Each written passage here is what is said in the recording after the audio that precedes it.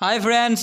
মই আকাশ পেগৰ আপোনালোকে চাই আছে আসামিজ মিডিয়া আপোনালোকৰ কাৰণে এটা নতুন ফ্ৰেংক লৈ আহিছোঁ যদি আপোনালোকে ভিডিঅ'টো ভাল লাগে তেন্তে কমেণ্ট কৰিব শ্বেয়াৰ কৰিব লাইক কৰিব আৰু সাবস্ক্ৰাইব কৰিব